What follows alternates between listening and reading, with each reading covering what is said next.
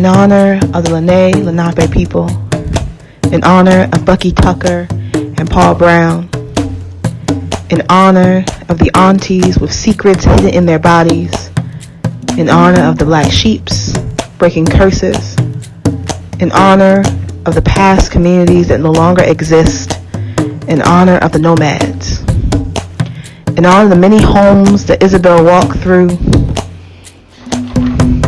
This is for you, a generational story.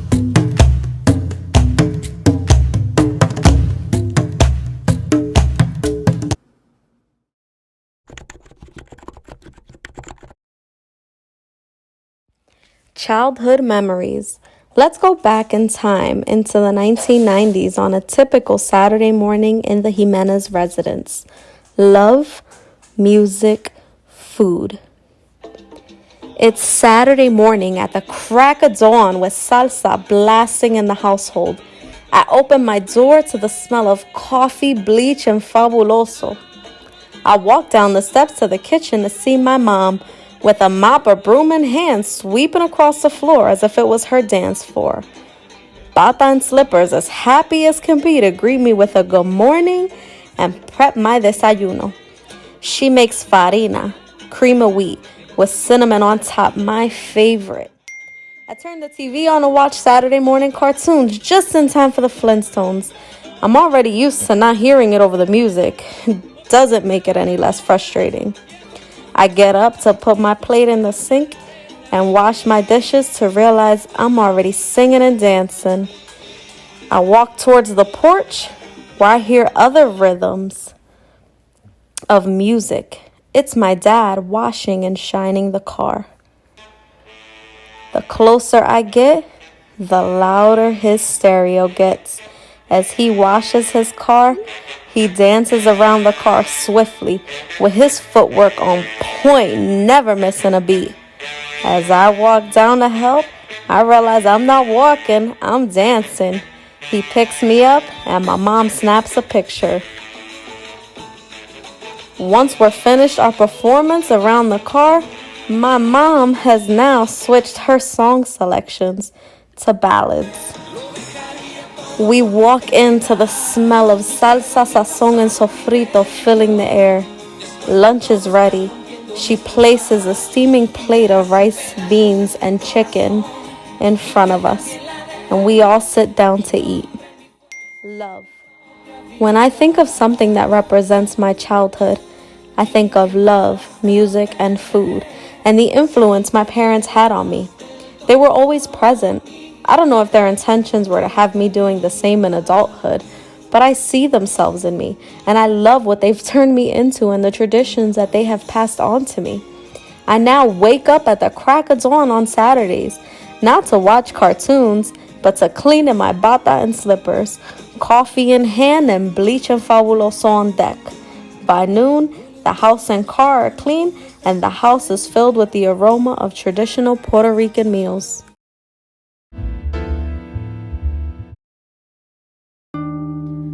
What seems to be an uphill battle? Success seems to be an uphill battle. Growing up, goals seemed out of my reach. My parents' expectations for me were to get an education and graduate high school. My parents didn't get that opportunity to have an education. They had to work. I wanted to make my parents proud. However, where I come from, graduating high school seemed like an unattainable goal. Through hard work, I received a diploma. I love the feeling of accomplishing something that so few around me had not. I loved making my parents proud. I quickly realized that there was more to life than just high school, and that I had to set other goals for myself. I became a Marine, the few, the proud. I noticed the sense of pride and the feeling of adrenaline that would kick in. This feeling, it became like an addiction in my life. I needed to find something else.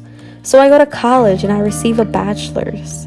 Here I am again, one of the few making my parents proud. What's next? A master's degree? I graduate, one of the few, the proud. I want more.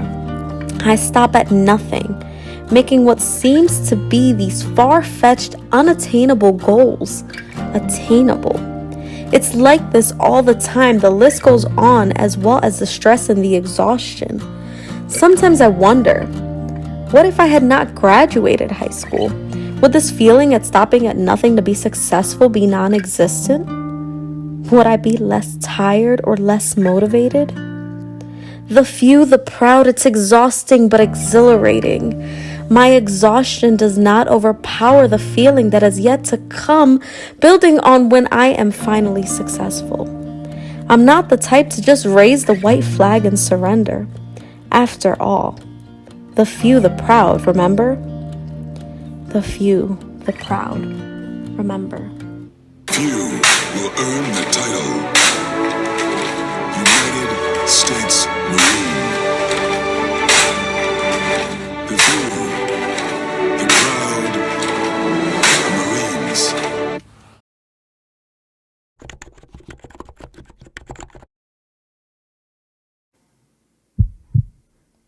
You had asked me, have you had a change of heart about something?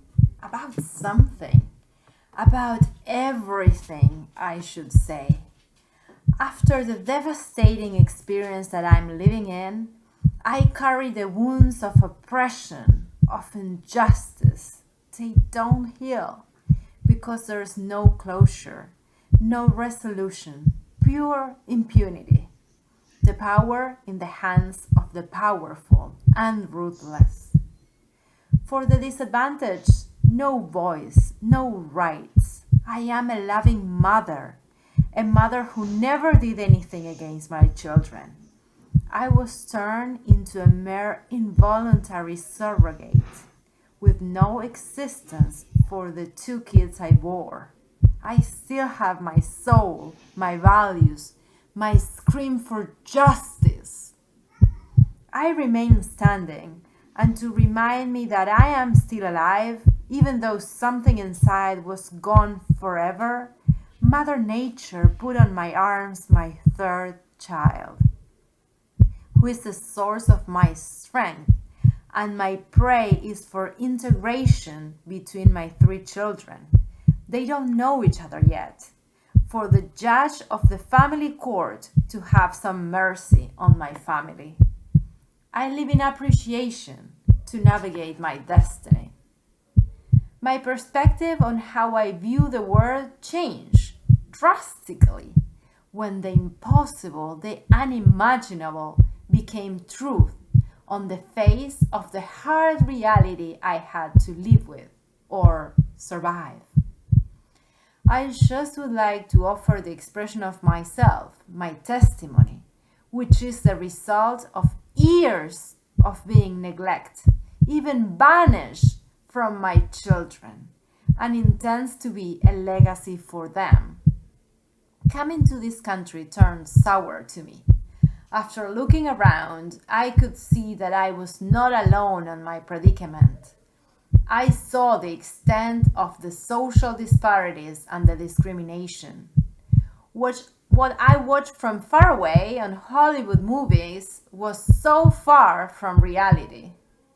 The experience of being an immigrant, being a woman, Latina, and poor dictated my faith and sent me down hills to face the cruel reality that I had only nominal rights, which are not respected nor taken into consideration by the very same systems that are in place to protect us, and that there's no venue to resort to. When the angry white man that I was married with decided I am to my own kids, he was given permission by the court to impose armed guards for my contact with them. And in the meantime, no resolution. Delaware County Court, Judge Linda Carrizano has delayed the matter to be resolved for more than 6 years now. A custody case taking more than 6 years for a resolution? Incredible, but true. After seeking for reasons, for explanations, for a remain of democracy and finding nothing. My change of heart was as drastic as my experience. How will I trust again? And in which institution? How to catch the running years from my kid's childhood? How to integrate all my children together? Does anyone in a position of power care about my family? It seems that the power is only in hands of my aggressor, the one that once was my Prince Charming, before I knew that he had another wife when we married together. Is it money what it takes to buy impunity and to destroy a children-mother relationship? He has a lot, and he's a lawyer. Difficult to believe, even for myself, which makes it even more traumatic. But what to do? I can't give up. I must keep trying every day for my children to know me and know my truth. Things were not as I thought they would be. In this land, they were difficult, and far from achieving anything, I lost it all here. In the place of economic wealth, I met poverty. I knew what it meant to be judged for who I was instead of what I did. Is a legacy of appropriation and injustice attached to this land? It has a perpetual debt with the indigenous people, with the people brought as slaves. It's about time to start paying it and to hold each of us accountable for it.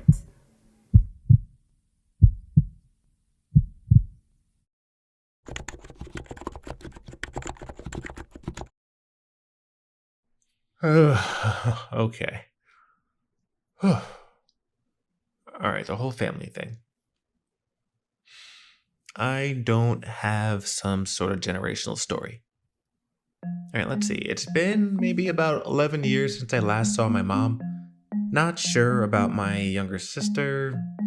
I saw my older sister several years ago on a bus back from New York. What are the odds, Shouldn't be surprised she recognized me, though. We did live together for 17-ish years. My dad, I haven't seen him since probably as long as my mom, maybe a little bit longer. Oh God, what is this, therapy? Alright, see, anyway. My brother, he threatened to fight me over Twitter. Yeah, I blocked him. Not before he suggested that he buy cigarettes in the South, then I sell them in the city.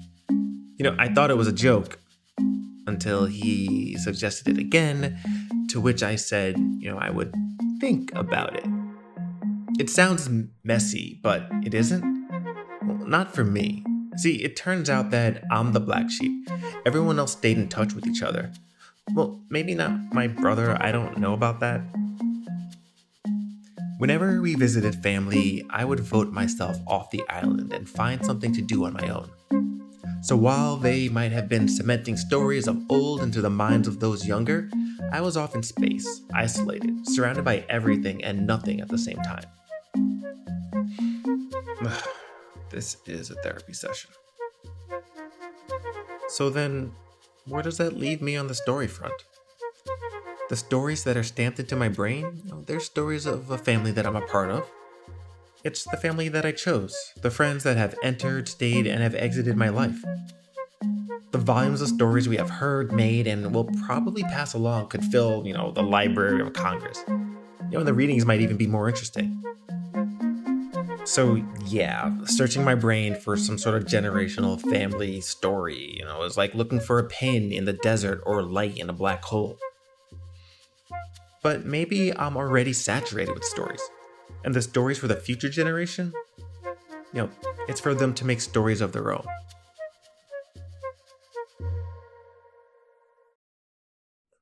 There was a lot that I could see out of the bedroom window. Not my window, my mom's window. It was the one facing east with a straight shot of the Empire State Building.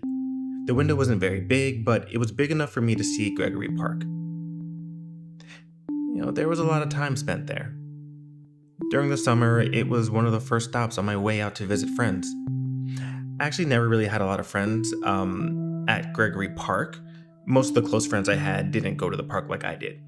But that was a common theme for me, bouncing around between different groups of people I felt like hanging out with that day. It didn't mean I didn't enjoy my time there, though. We played plenty of wiffle ball, basketball, red mat tag. Side note, red mat tag was a game of tag where you can't touch the red mat. The catch was that the only way to not touch the red mat was to not leave the jungle gym, unless you could jump off the non-red mat portions, something many couldn't do for a while. From the park, you were treated to a pretty great view of something I always took for granted. You could easily see from downtown Manhattan to well north of the Empire. Harlem, Washington Heights, I never really knew. Below, you can see the Helix, jam-packed full of cars, everyone trying to get into New York City. Everyone's trying to get in for whatever reason. I never really thought about them, or that I'd ever be one of them stuck on a bus spending 45 minutes on what should really be a 5-minute ride. Whatever, trains are better anyway. At night, when the park was still open at night, you can see Times Square lit up, blocking out all the stars above. During a clear day, you can see the photo that people would send to others on postcards. On that day in September 20-ish years ago, you can see the smoke from the tower's remains span the entire skyline. The park, and other places, they were really packed for days after, contrary to the Helix, which remained empty for a while. I remember the summer Pokemon cards came out, and they took over, and that one grown man that got a little bit too into it. He would always trash talk kids in the park whenever we played wiffle ball or baseball, which gets a little bit weirder the more I think about it. I remember the days I wanted to play basketball in the parks, but only to find it full of GMWJs, what I call the grown men without jobs. I don't really know if they were adults or not. I know they were older than us at the time, so whatever, they were just considered adults. I think I got into a fight or two at the park. Nothing serious. Pretty sure I bit somebody. Or did I get bit? Or was it both? Well, whatever, some way someone got bit. All of this and more I remember happening at Gregory Park. And then I remember that it was always just the first stop.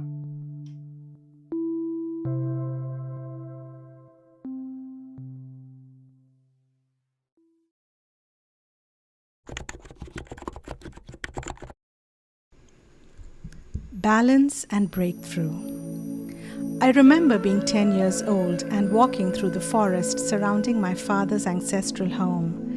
My sister and I would set off on a new adventure every afternoon while our grandmother and the entire village napped. We were city girls. Everything in the village seemed open and expansive. There was mystery and novelty at every step. In our wanderings, we walked across fallen palm fronds, rice fields, and irrigation ditches. We saw birds, lizards, and beetles. At the edge of the property was a huge mound. The women who picked rice and cut grass all told us not to go there. There are ghosts on that hill, they said. We would walk right up to the edge of the mound and imagine what lived there. One day we decided to take the risk and climb up on the mound. There was no path. We had to make our own way as we pushed aside the tall grass and thorny bushes. As we started climbing higher, we noticed these delicate papery formations on dried twigs on the ground. Some of them were small and some large and elaborate. They were shaped like cylinders. As soon as we touched them, they would crumble. As we climbed higher up the hill, we saw more and more of these mysterious shapes. We got a big leaf and managed to scoop one of these formations onto it. We were so excited to show this new discovery to our family. We walked down the hill carefully, making sure not to disturb the fragile object. By the time we got back to the house, it was late in the evening and our family was organizing a search party to come find us. They were so relieved to see us and we were so excited to show them what we had found. My grandmother screamed when we uncovered the leaf to show her our precious cargo. They went up the snake hill, she said. It was so confusing to see all the different expressions on everyone's faces. Some looked horrified, others were amused at our city girl naivete. Later, we found out that the delicate papery formations we had found were the skin that snakes had shed. There was a family of cobras that lived on the mound, and everyone left them alone. They were our family's spirit ancestors, so it was sacrilege to harm a snake. What seems like an uphill battle to me is the constant striving for the next stage in my career. The climb up and up and up. Do I have what it takes? Do I want it? When is it going to be enough? I have worked so hard to get here, but there's always that one more grant to apply for, one more fellowship. The guilt that I need to make use of all the opportunities available to me, the guilt of living up to people's expectations of me, the guilt of taking time away from my family, my health, and finally the promise of the breakthrough. How do I balance all the things that I love? What does it mean to break through? Can I break through without breaking other things in my life? What I really want to do is to be true and present and vulnerable in my art. I want to keep creating and keep unearthing layers in that process. To be vulnerable, to do my best creative work, I need to shed all the hypocrisy, all the self-doubt, and need for approval and acknowledgement. I need to reach those places I am too afraid to go. I look back at my childhood experience and I think about my family's ancestral spirit, the snake. Snakes shed a layer of skin in one continuous piece, a process called ecdysis. They do this between 4 to 12 times a year. I will shed all the junk I've accumulated over the years. I will embrace this process of shedding. I will emerge. I will slither across dead leaves and twigs, the sun reflecting brightly on my renewed skin.